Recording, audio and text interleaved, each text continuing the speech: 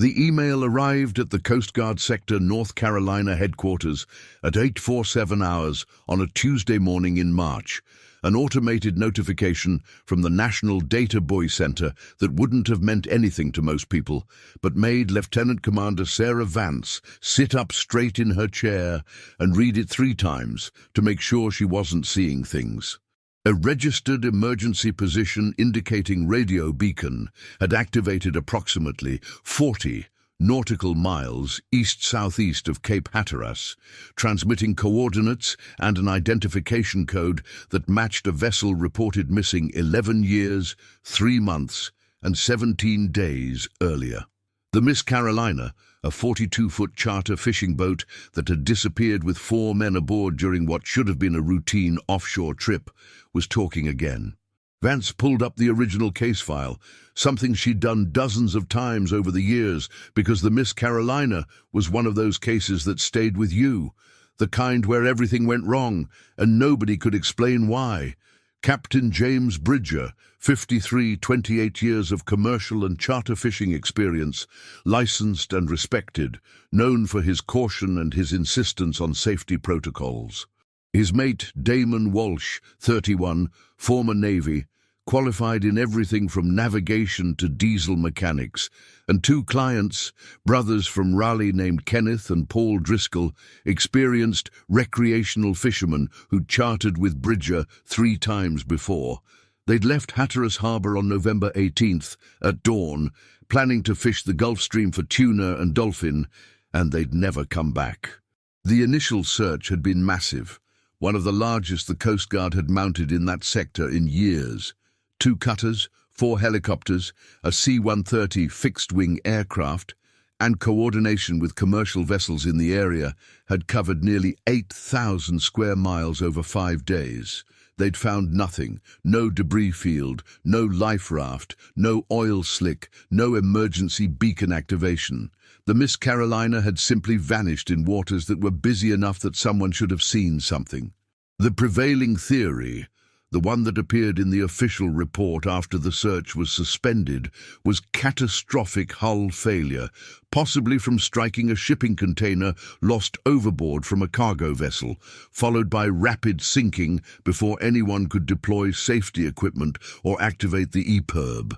But now the EPIRB was transmitting, 11 years later, and Vance had to figure out what that meant. She forwarded the notification to her supervisor, grabbed her coffee, and headed to the operations center to start pulling together a response.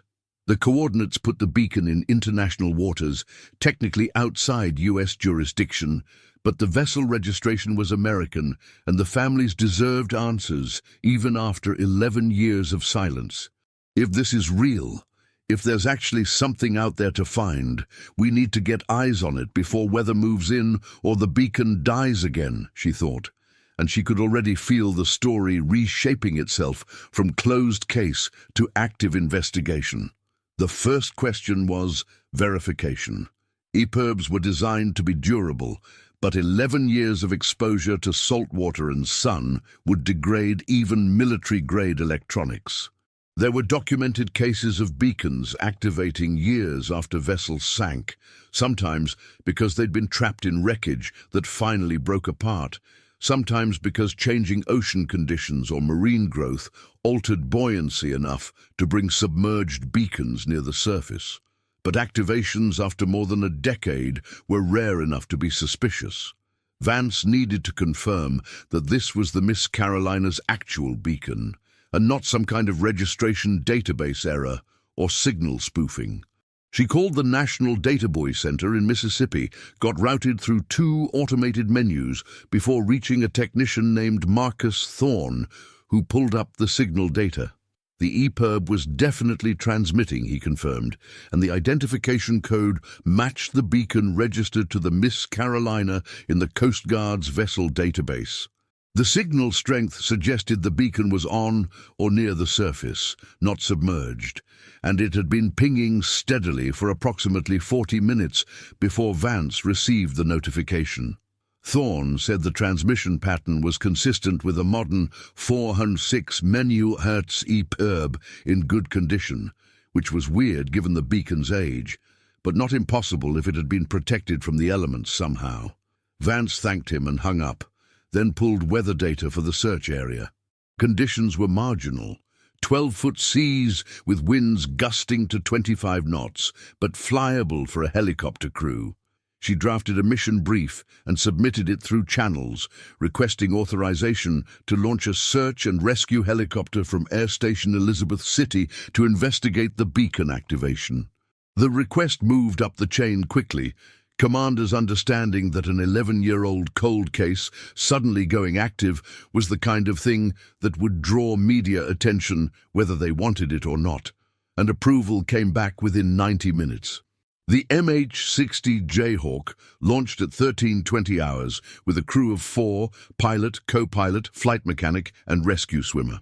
Vance went along as mission coordinator, sitting in the cabin with a headset and a laptop, monitoring the beacon signal and coordinating with sector operations. The flight out to the coordinates took 58 minutes, the helicopter bucking in gusty winds, spray occasionally hitting the windows as they flew low over grey-green Atlantic swells. Vance had made this flight hundreds of times over her 15 years with the Coast Guard, but it never stopped being impressive, the way the ocean stretched to every horizon, vast and indifferent and capable of swallowing anything without trace. The flight mechanic spotted it first, calling out over the intercom, "Object in the water, 11 o'clock, approximately 200 yards."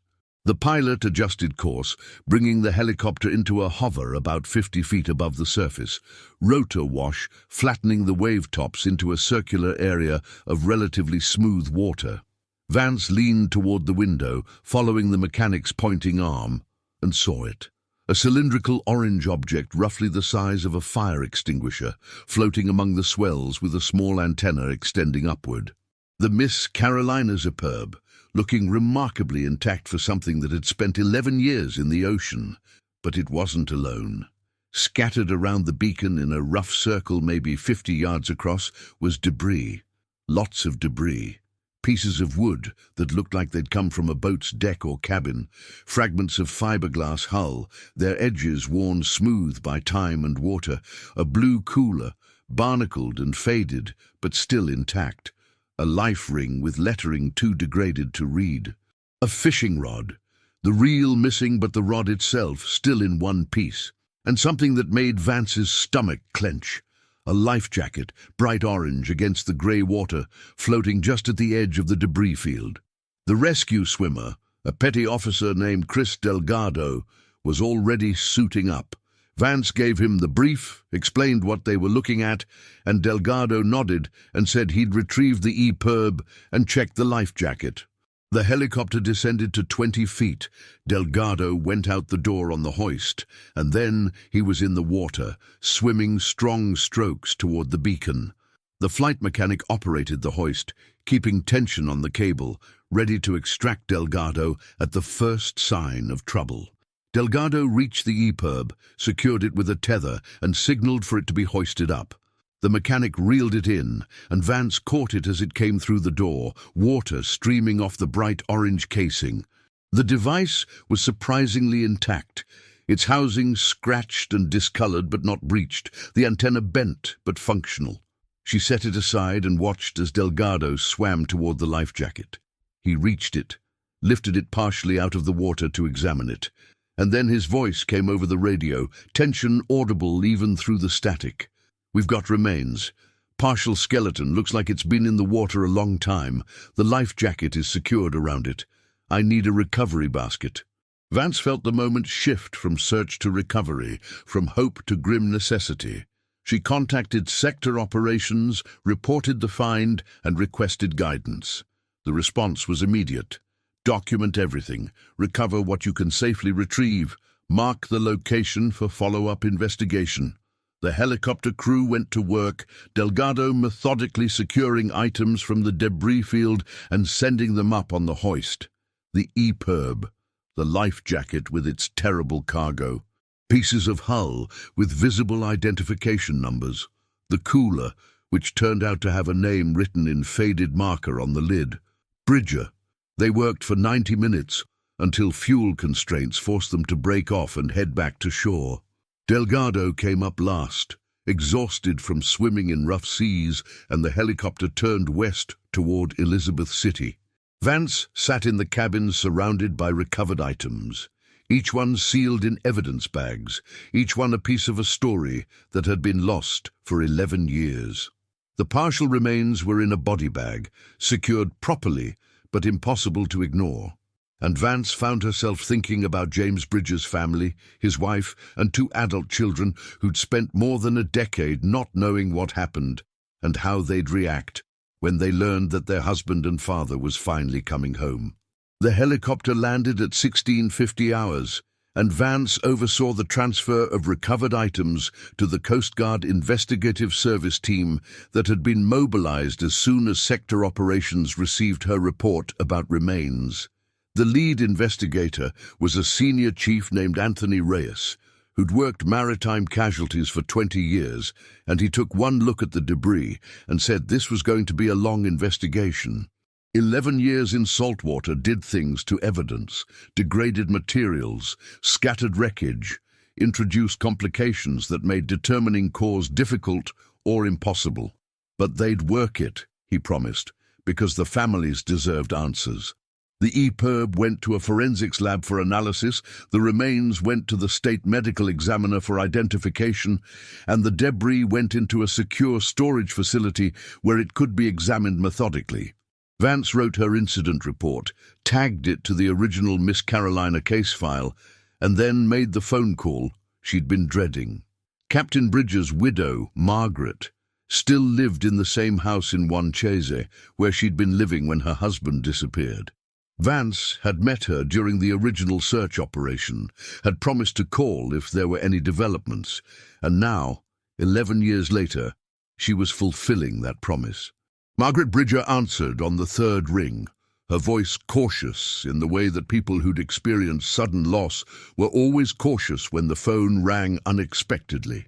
Vance identified herself, explained gently that there'd been a development in her husband's case, and then delivered the news that the Miss Carolina's emergency beacon had activated and debris had been recovered, including human remains.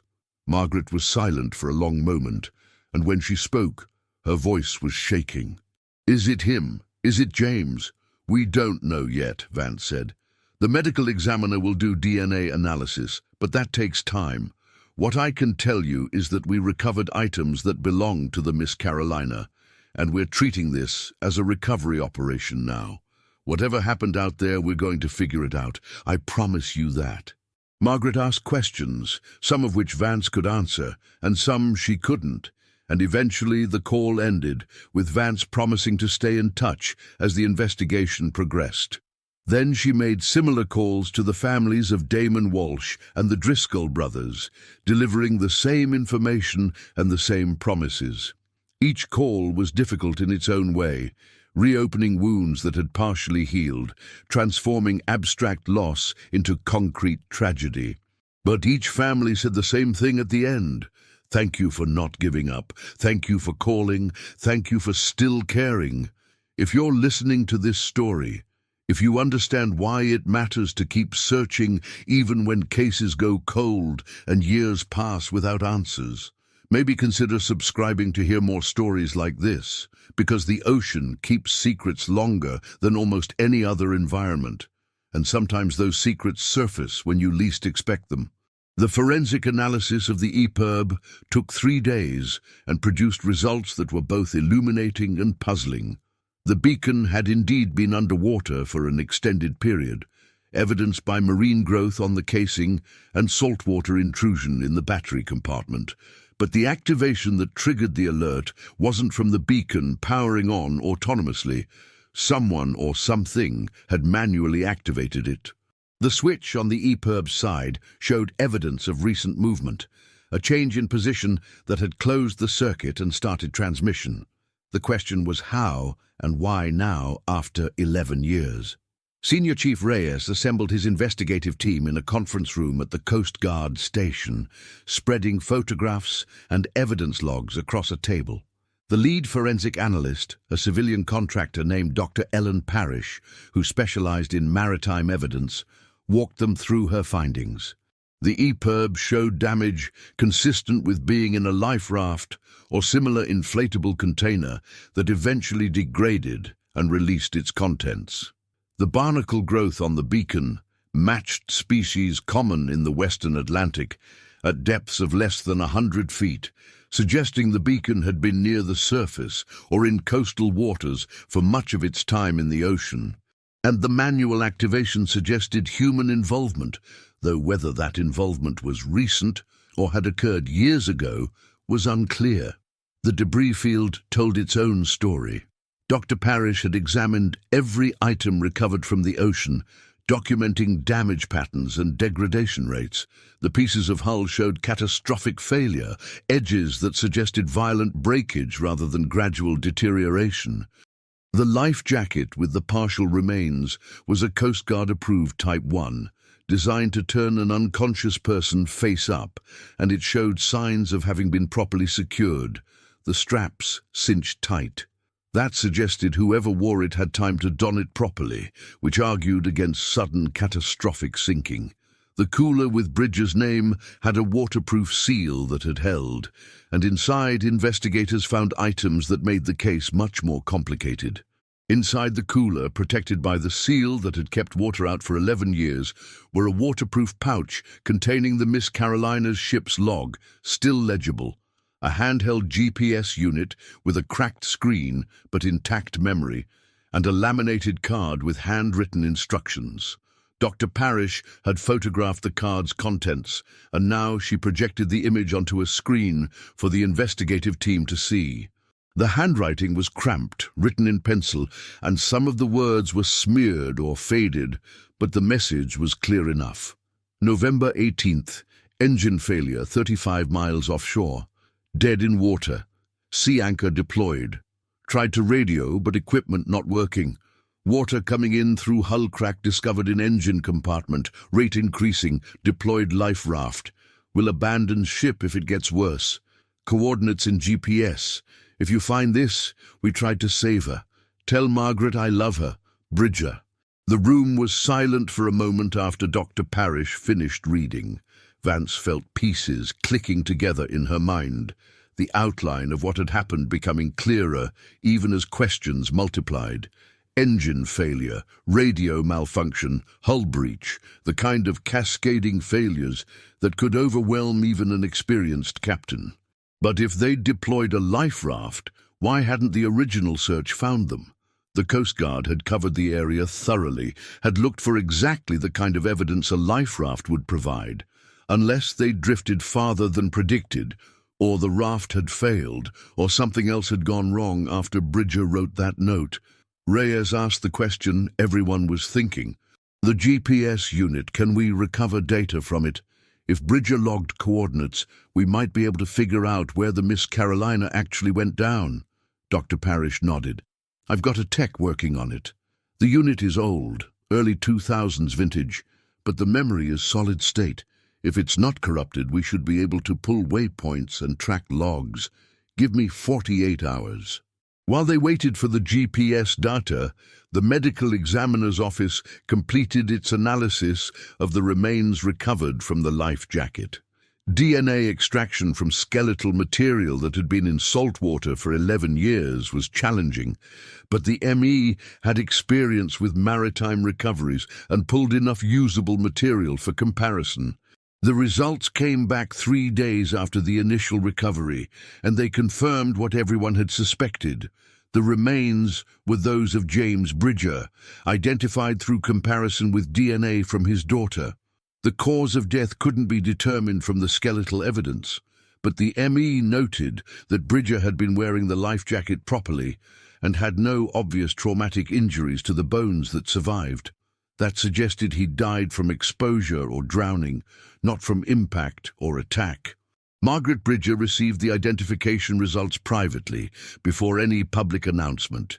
Vance called her personally, explained what the ME had found, and listened as Margaret cried with a grief that was both fresh and 11 years old. "At least I know," Margaret said finally. "At least I can bury him now. That's something. That's more than I had yesterday." The public announcement came the next day, carefully worded press release that confirmed the recovery of debris and remains from the Miss Carolina and named Captain Bridger as the identified victim. The story got picked up by regional news outlets, then national maritime publications, and then by general interest media that loved the mystery of an 11-year-old case suddenly breaking open.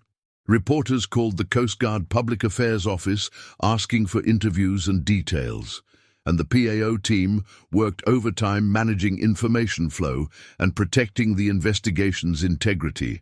The families of Damon Walsh and the Driscoll brothers waited anxiously for news about their loved ones. But the remains recovered were only Captain Bridger's, and without finding additional debris or bodies, there was no way to know what happened to the other 3 men. That uncertainty was its own kind of torture. The hope that maybe their family member had survived somehow balanced against the reality that 11 years without contact made survival effectively impossible. Dr. Parrish's tech came through on the GPS data recovery, pulling 53 waypoints and a partial track log from the Miss Carolina's handheld unit. The data painted a picture of the boat's final voyage that was both revealing and disturbing. The Miss Carolina had left Hatteras Harbour at 06:14 hours on November 18th, proceeding southeast toward the Gulf Stream edge. The track showed normal progress, speeds consistent with a 42-foot sport fisher, waypoints marking productive fishing spots. Everything looked routine until 13:47 hours, when the track showed the boat slowing and then stopping at coordinates approximately 33 miles east-southeast of Cape Hatteras. The GPS remained stationary at those coordinates for 46 minutes, logging position updates every few minutes. Then the track showed movement again, but not the kind of movement a boat under power would make. The Miss Carolina was drifting, moving in a pattern consistent with wind and current, tracking northeast at approximately 1.3 knots. The drift continued for 7 hours and 12 minutes, covering roughly 9 nautical miles, and then the GPS went offline. The last logged position was 42 miles east-southeast of the Cape, in waters approximately 300 feet deep. Reyes pulled up charts of the area and compared the GPS track to the original search zone from 11 years earlier. The Coast Guard had searched based on the Miss Carolina's known destination and typical fishing patterns, drawing a probability area that extended east-southeast from Hatteras. But their calculations had been based on assumptions about when the boat got into trouble, assumptions that turned out to be wrong. The Miss Carolina had drifted northeast for more than 7 hours after whatever disabled it, carrying it out of the primary search zone and into an area that had only received cursory aerial coverage. That explained why the original search had found nothing. They'd been looking in the wrong place. But that raised another question. If the boat had drifted for 7 hours before sinking, why hadn't Bridger or one of the crew been able to radio for help or activate the EPIRB? The note in the cooler said the radio equipment wasn't working, but EPIRBs were designed to be independent of ship's power with their own batteries and dedicated activation mechanisms. The standard procedure in a sinking situation was to activate the EPIRB immediately, even before abandoning ship, because the beacon would automatically deploy and float free when the vessel went down. The fact that it hadn't activated until 11 years later suggested it had been secured in a way that prevented automatic deployment, or that something had gone wrong with the activation mechanism. Dr. Parrish had a theory. She'd examined the EPIRB closely, documenting every scratch and scuff, every barnacle attachment point, every sign of how it had spent its time in the ocean. Her conclusion was that the beacon had been inside the life raft when the Miss Carolina sank, deliberately placed there by someone who was thinking ahead to survival rather than immediate rescue. EPIRBs were supposed to be mounted in brackets that allowed automatic float-free deployment, but Bridger had apparently taken it off the mounting and put it in the raft. Maybe because he thought they'd need it in the raft, maybe because the mounting bracket was damaged, maybe for reasons they'd never know. But if the EPIRB was in the life raft, why hadn't it been activated manually? Life rafts carried survival equipment, including instructions for emergency beacon use. Anyone in the raft would have seen the EPIRB and known to activate it, unless they were incapacitated or the raft was damaged or they'd made a decision not to activate it for some reason. Dr. Parrish couldn't answer those questions based on physical evidence, but she noted that the EPIRB's switch had been in the off position when she'd examined it, which suggested it hadn't been activated during the original emergency. So when had it been activated? The manual switch position change that triggered the recent transmission had occurred recently, within days or possibly hours of the Coast Guard receiving the alert.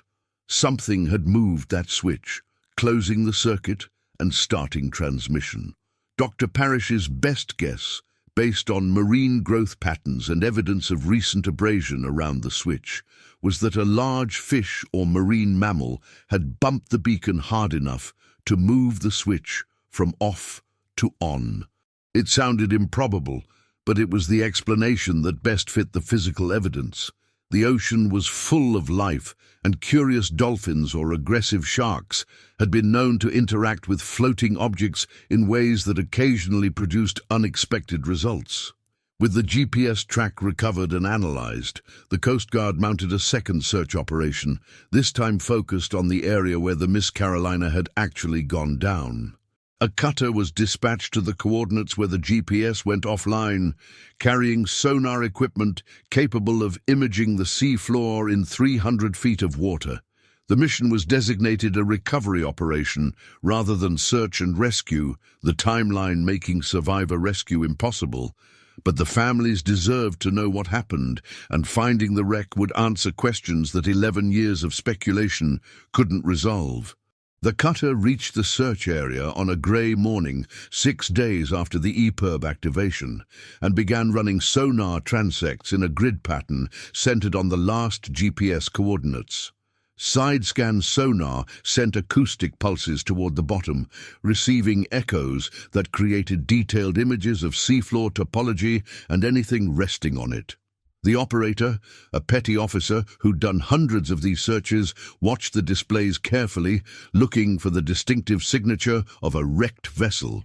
Natural features created certain patterns, rocks and ledges and sand waves, but human-made objects had hard edges and geometric shapes that stood out clearly. They found it on the second day, a sonar contact that showed the unmistakable profile of a boat lying on its side in 286 feet of water. The image resolution was good enough to see details. The hull, broken in 2 pieces separated by about 20 feet. The flying bridge, collapsed but recognizable. What looked like fishing gear scattered around the wreck site. The operator marked the coordinates, and the cutter deployed a remotely operated vehicle equipped with cameras to get visual confirmation. The ROV descended through water that grew progressively darker and colder, its lights cutting through the gloom in tight beams that picked out particles of marine snow drifting past like a gentle storm. At 280 feet, the wreck came into view, and the imagery was transmitted to screens in the cutter's command center, where Reyes and a team of investigators watched in real time. The Miss Carolina, or what was left of her, rested on a sandy bottom scattered with debris. The hull breach was obvious, even from the first angle, a ragged hole roughly 6 feet long in the starboard side just forward of the engine compartment.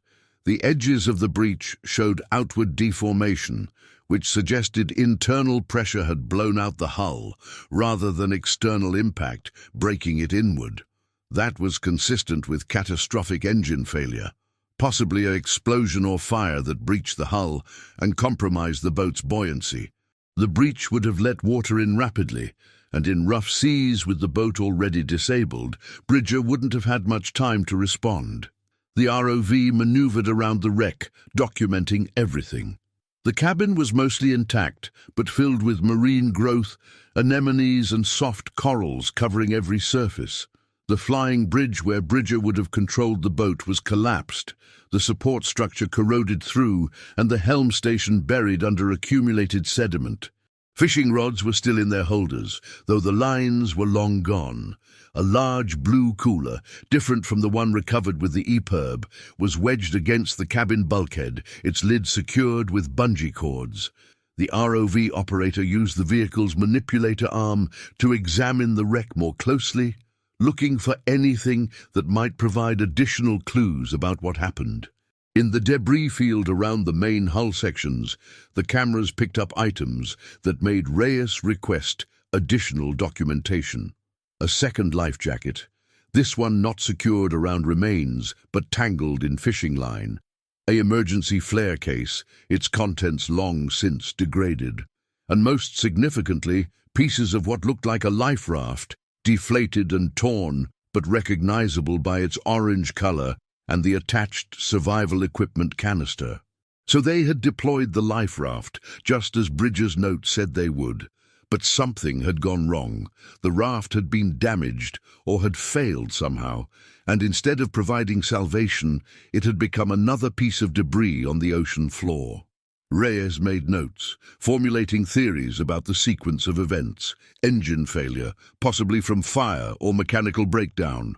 Hull breach from the failure, water ingress.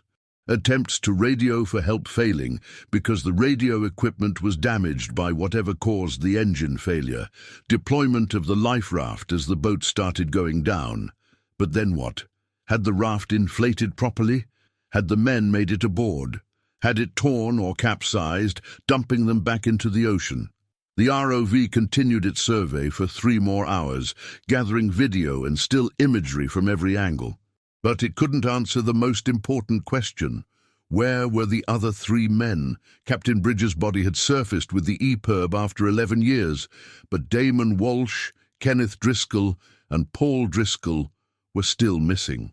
Their remains might be on the bottom near the wreck, scattered and buried under sediment, or they might have drifted far away, carried by currents to places they'd never be found. Reyes made the decision to deploy a dive team, despite the depth making it a technical operation requiring decompression and specialized equipment. The Coast Guard contracted with a commercial diving company that specialized in deep recovery work, and 4 days after the ROV survey, 2 divers descended to the Miss Carolina's wreck site. They carried underwater cameras and collection bags, tasked with recovering specific items that might contain evidence. The blue cooler that remained on the wreck, any personal effects visible in the debris field, and samples from the life raft material for analysis. The divers worked in shifts, each spending only 25 minutes on the bottom before beginning their ascent, and required decompression stops. But in those brief windows, they recovered crucial evidence. The blue cooler, when brought to the surface and carefully opened, contained more items protected by the seal.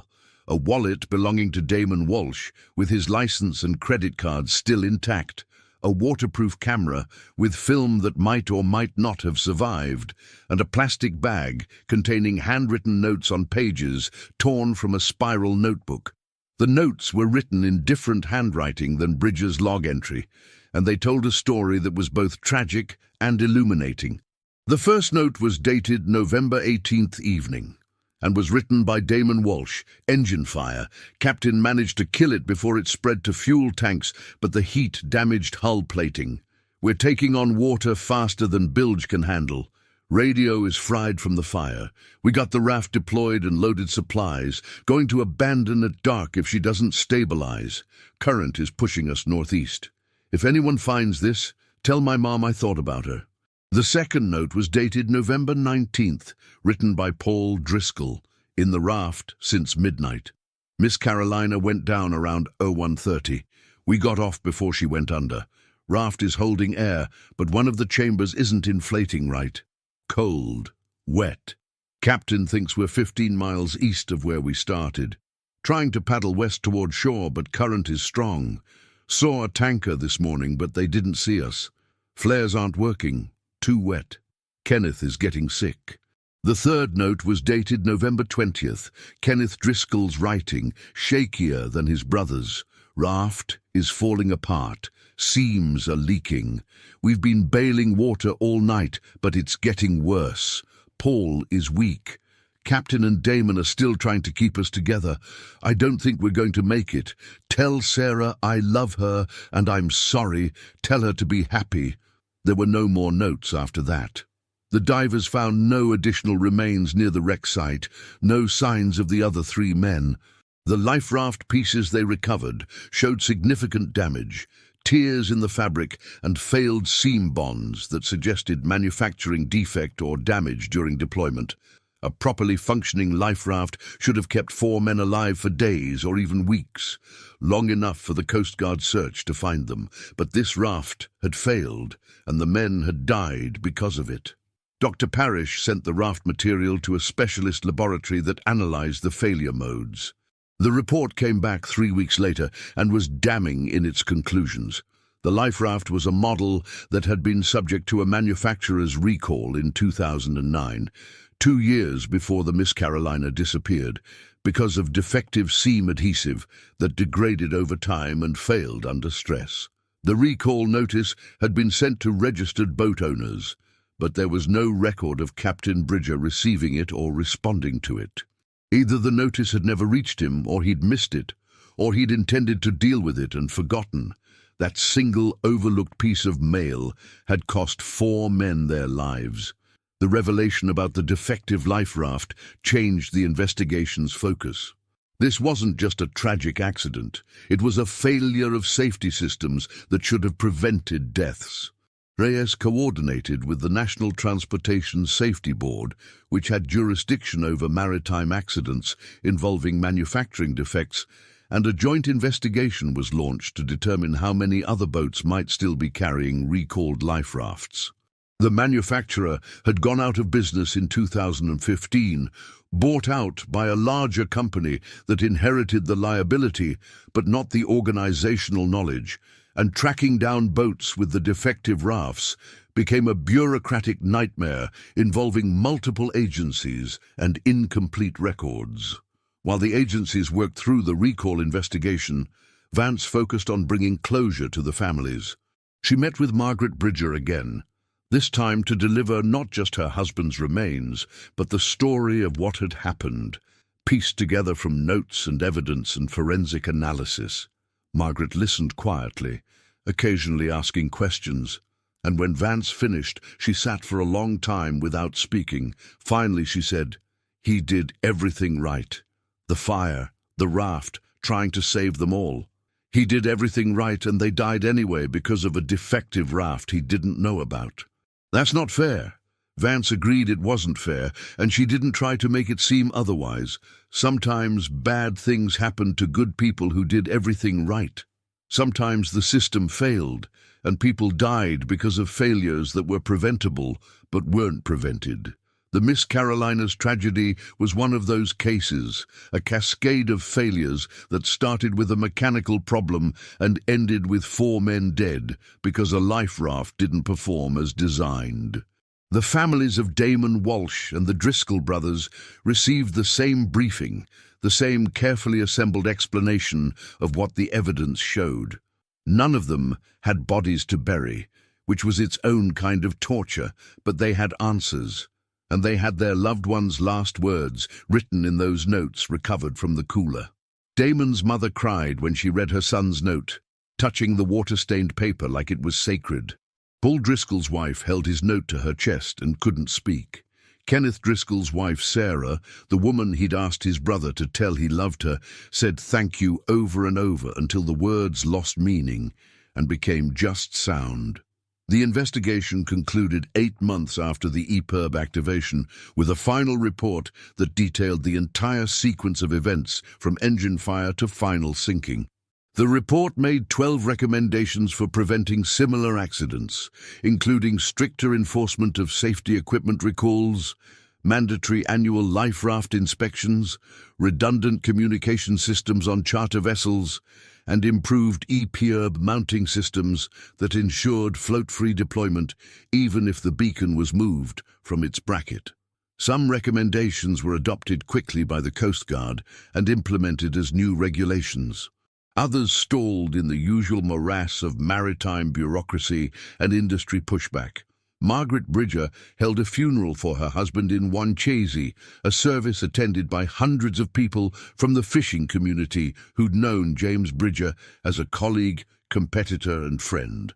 Vance attended in dress uniform, standing at the back of the church while a minister talked about sacrifice and service and the unforgiving nature of the sea.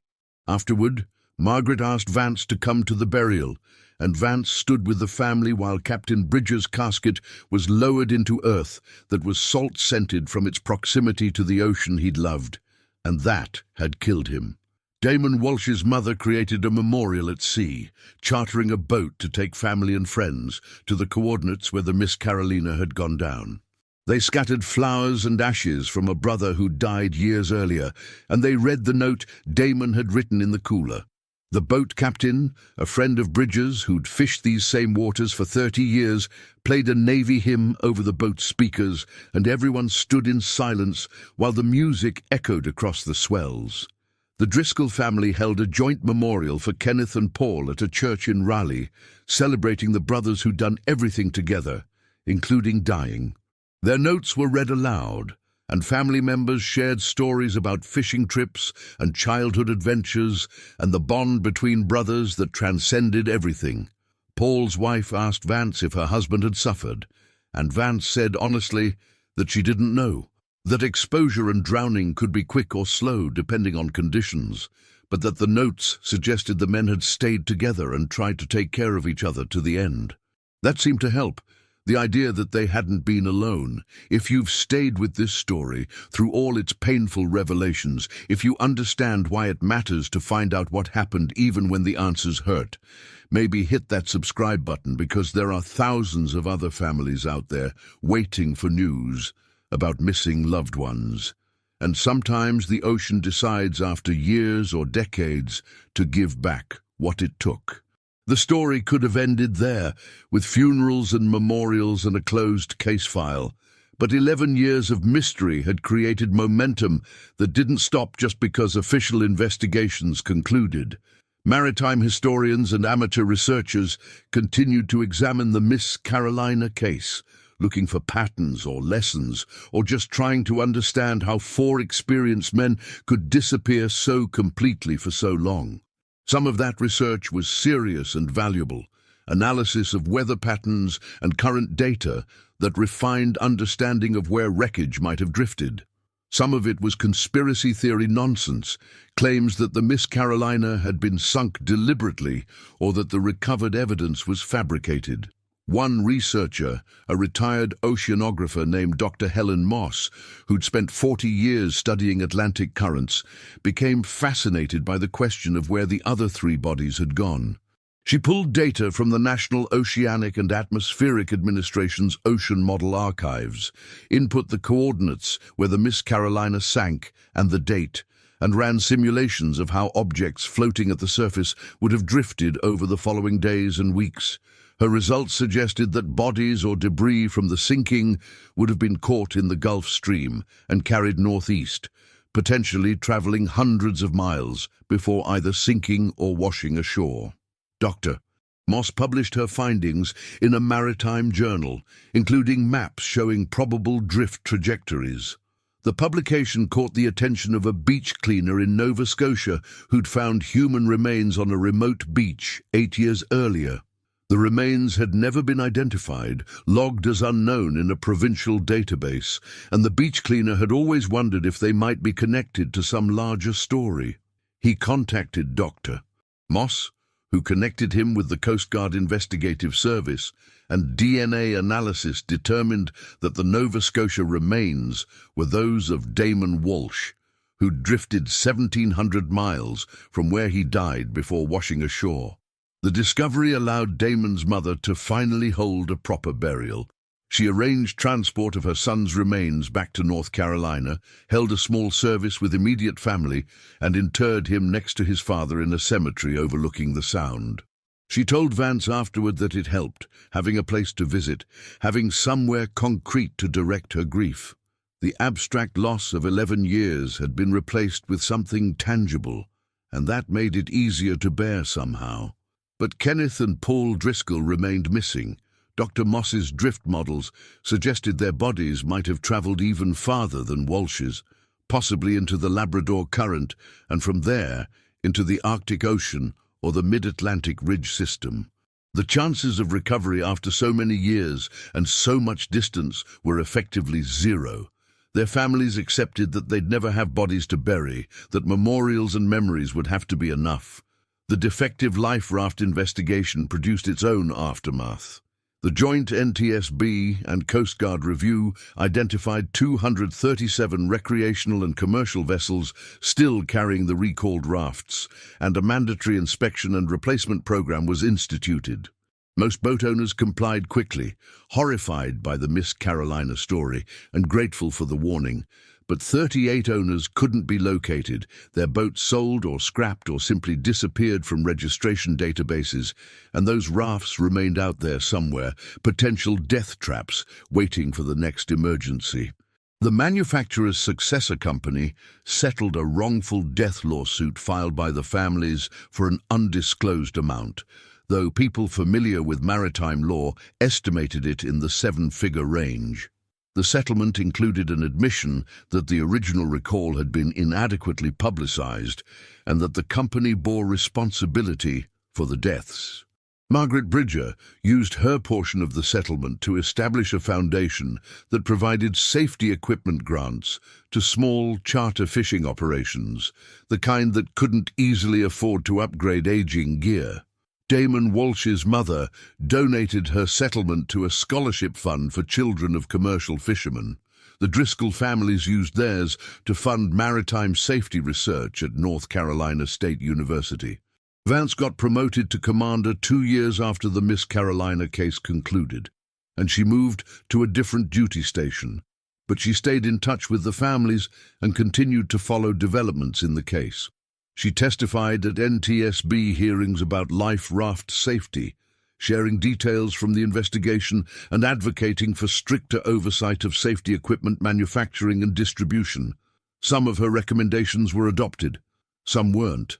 She did the work anyway because it mattered, because maybe the next time a fishing boat caught fire and the crew had to deploy a life raft, that raft would work the way it was supposed to, and nobody would die.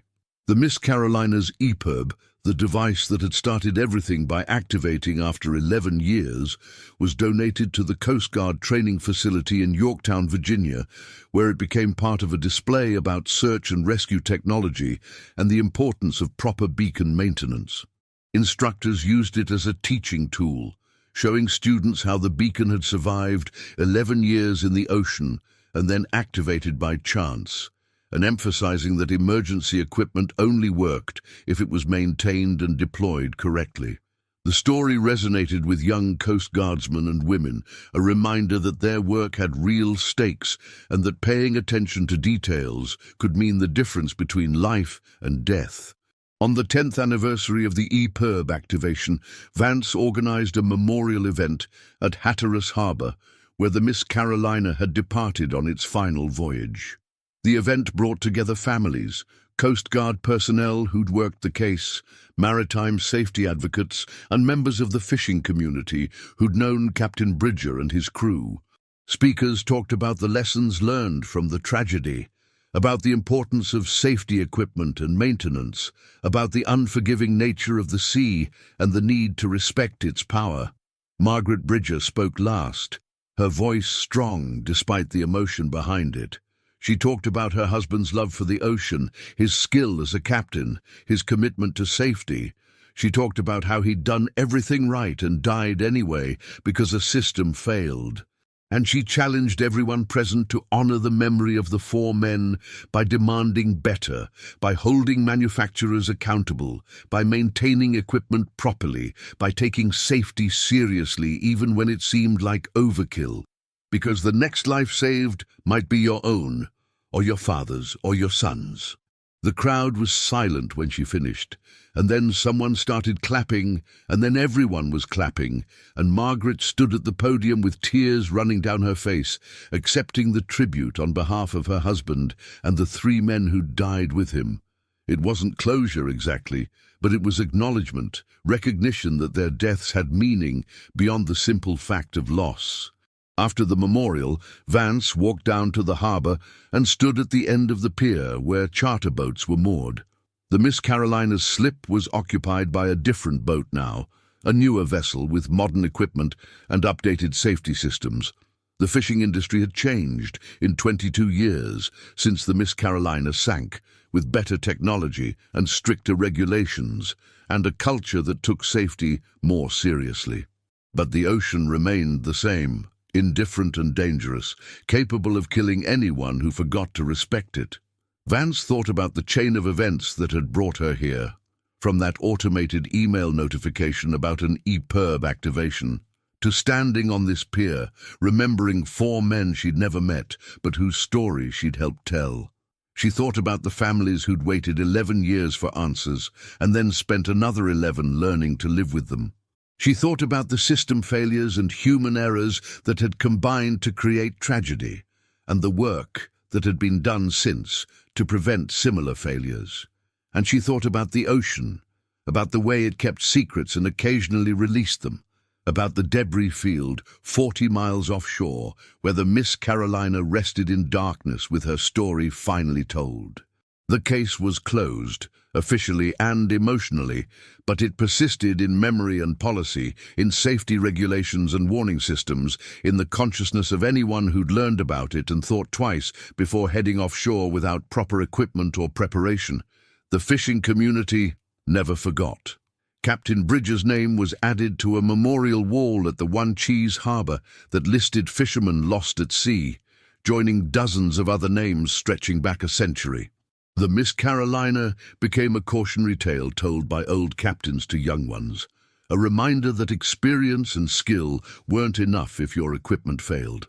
And the story of the EPIRB that activated after 11 years became legend, repeated in bars and boat shops, growing in the telling until it was hard to separate fact from embellishment. But the core remained true. A beacon had surfaced after more than a decade of silence, bringing with it answers that families desperately needed. That mattered. That was the point. The ocean might keep secrets, but sometimes persistence and technology and chance combined to reveal them, and when that happened, the living owed it to the dead to pay attention, to learn, to do better. Margaret Bridger lived another 15 years, long enough to see real changes in maritime safety regulation, long enough to watch her grandchildren grow up hearing stories about the grandfather they'd never met. She continued to run the Safety Equipment Foundation, personally reviewing every grant application and making sure the money went where it would do the most good. She spoke at maritime conferences and wrote opinion pieces for fishing industry publications, using her platform as a widow to advocate for changes that might have saved her husband. She died peacefully in her sleep at 76 and was buried next to James in the cemetery overlooking the Sound. Her obituary mentioned the Miss Carolina, but it focused more on her advocacy work and the lives she'd helped save through better safety equipment and stricter standards. At her funeral, Vance read a letter Margaret had written years earlier, to be shared after her death, in which she thanked everyone who'd worked to find out what happened to her husband and who'd turned that knowledge into action that protected others. The Miss Carolina's wreck remains on the bottom in 286 feet of water, slowly being covered by sediment and incorporated into the seafloor. Occasionally, technical divers visit the site, documenting the continuing degradation, leaving memorial plaques that get covered by marine growth and eventually disappear. The wreck has become an artificial reef, home to fish and crustaceans and octopi that have no knowledge of the human tragedy that brought the structure to their territory. In a few more decades, the boat will be unrecognizable, absorbed into the ecosystem, all trace of its human origin erased. But the story persists, passed down through official records and family memories and maritime law. The Coast Guard still uses the case in training materials.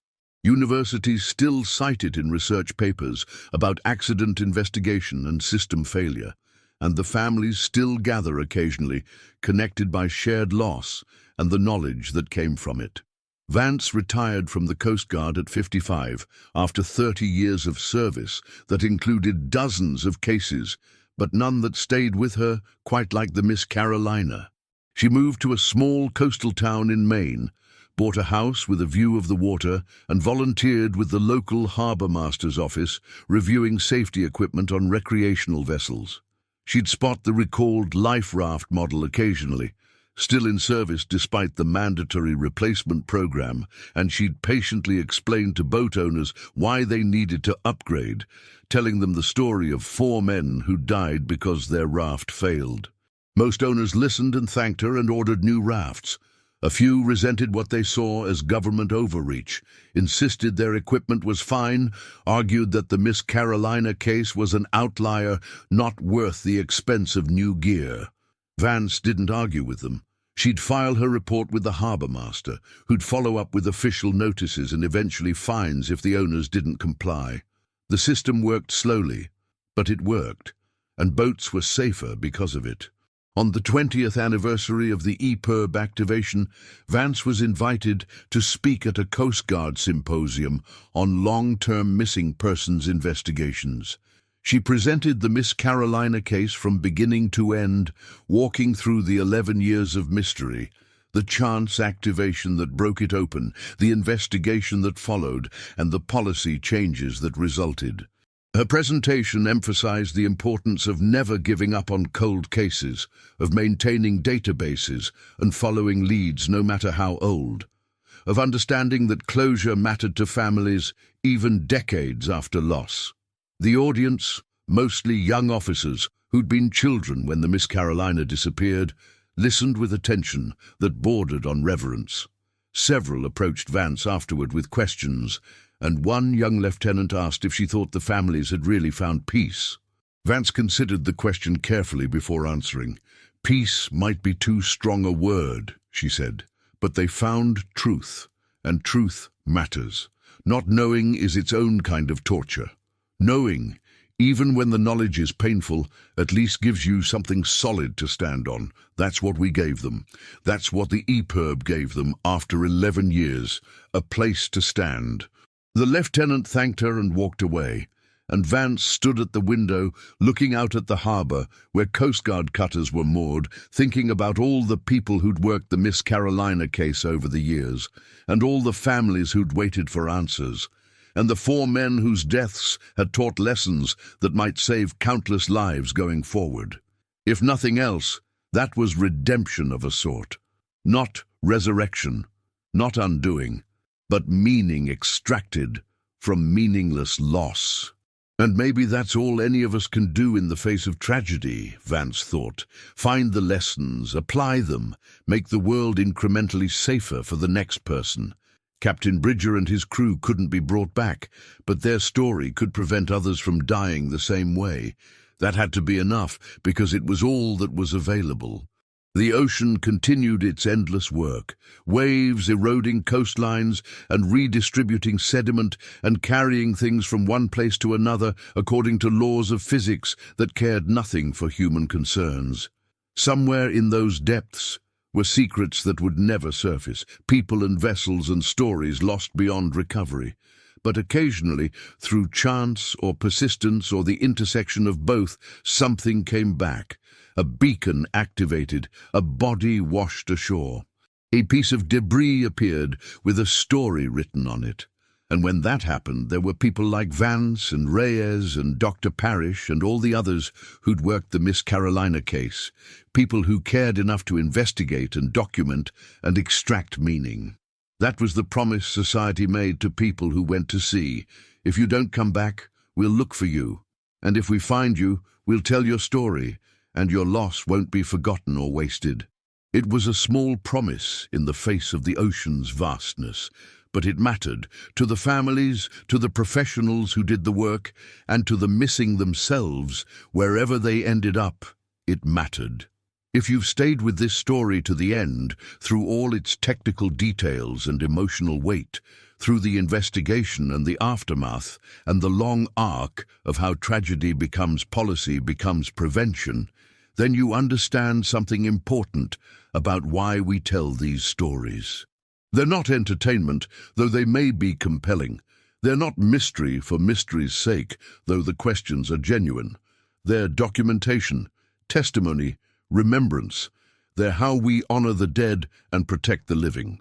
And if you believe that matters, if you think these stories deserve to be told completely and honestly, then maybe turn on notifications, because there are more stories out there, more families waiting for answers, more lessons written in loss that need to be read and understood and applied. The ocean keeps taking people.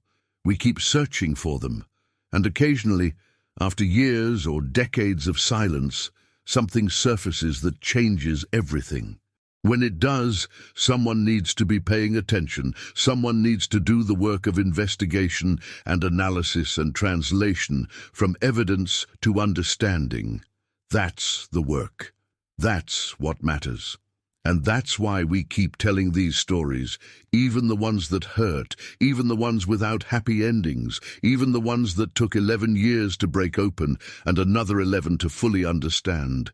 Because truth matters, memory matters, and the people we lose deserve to have their stories told.